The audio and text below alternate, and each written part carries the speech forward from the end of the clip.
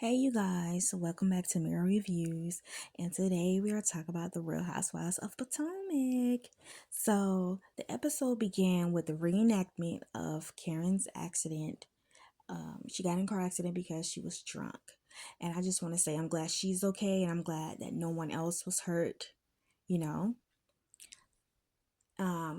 So I did not know this was her second offense, right?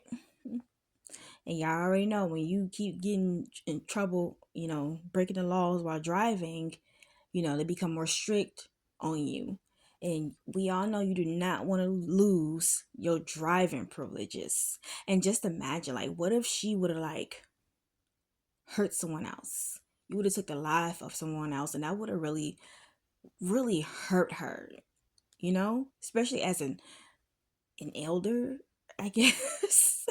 I'm not trying to be disrespectful, but you know what I'm saying. Like she's, of age, and I feel like she should have known better, you know? She should have really, really, really just known better, especially at the age that she is. Nobody have time to spend the rest of their lives in jail or even years of their lives in jail, especially at her age. And then that guilt she would have held on to, like like Brandy held on to that guilt of the accident. Like I think she had ended up, unaliving someone, right? So that guilt would have just ate her up anyway, and she's already still grieving over her parents.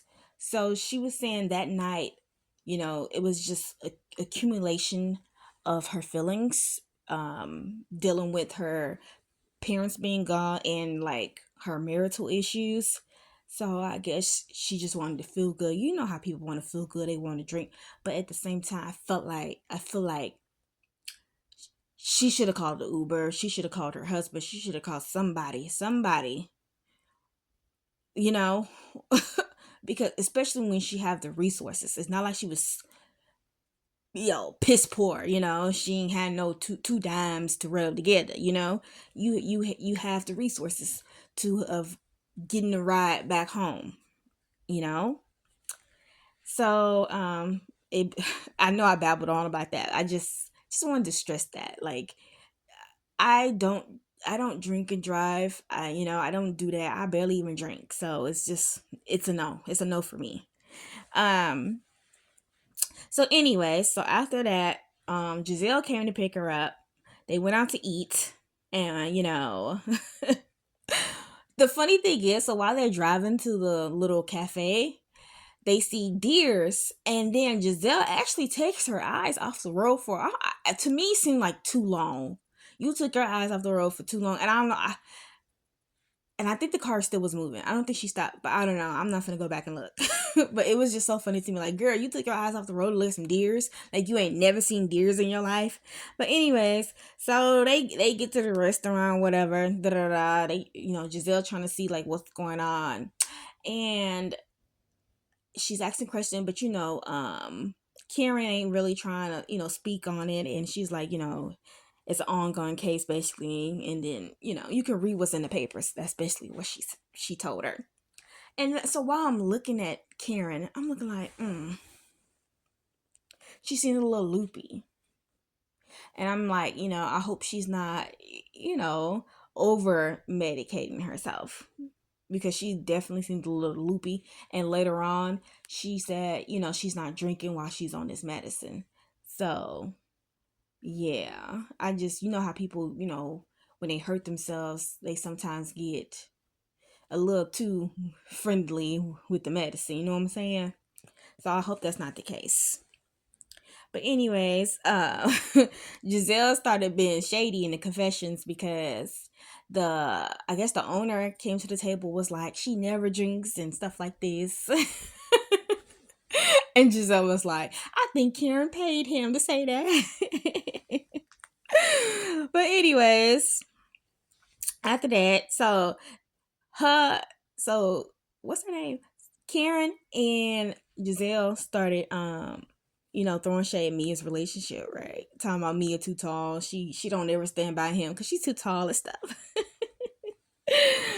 So anyway, so after they seen Gordon and Mia, they meet up and, taking the kids out, talking about co parenting basically. And then I think it's weird that Gordon moved into her building. Like, I mean, y'all taking co parenting a little, a little too far. You need space. I need space. You shouldn't be able to come knock on my door that quick. And then after that scene, Ashley talking about she finally finna get her divorce. Who knows, child? Who knows? Yeah, but she did say she's ready to try out some new cars, a lot of cars. So I guess may the biggest wallet win. I mean, may the biggest man win. And so Wendy resigned from her job, so she's happy about that. But it's kind of like a bittersweet moment. So I guess they're trying to add new housewives. Well, not guess, they did. Because Robin is gone, Candace is gone. Who else is gone? I don't know.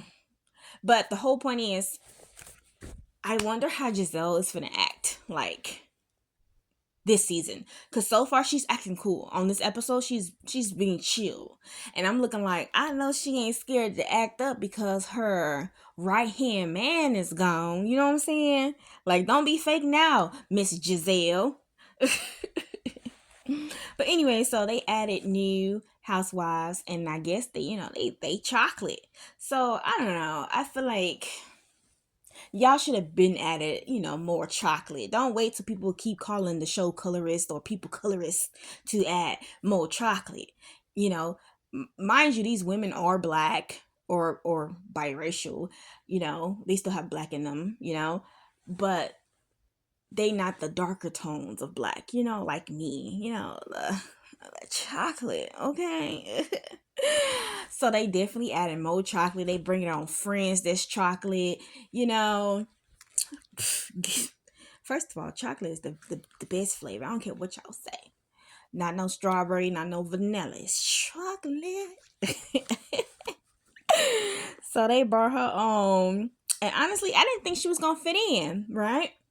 Because they was at this little luncheon, I guess. And she didn't like, she was like, oh, that's a little too much for her, right?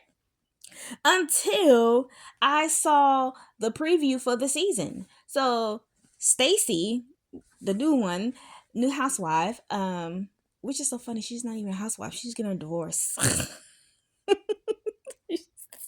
She's getting a divorce. But anyways, she throws Karen under the bus. She was talking about Wendy. And then that hurt Wendy's feelings. But I'm surprised that Stacy, I guess Stacy one of those, oh, I'm just telling the truth. So I don't know. But Karen should have learned her lesson. Let me tell y'all about reality TV. You do not try to bring nobody else on because they want your spot. Jacqueline probably would have took Mia's spot if she could. Like, but they should have learned a lesson from what happened with Candace and Monique. Y'all do not try to bring somebody on the show, or even with Portia and the one girl. Even though Portia was like, that's really wasn't my friend. That was just a setup for her to come on the show. It doesn't matter. It is how you look to the world. You look to the world as if you was messing with your friend's man. But anyways, Karen should never agreed, or if that's her real friend, she should have never agreed to bring this woman on to the show.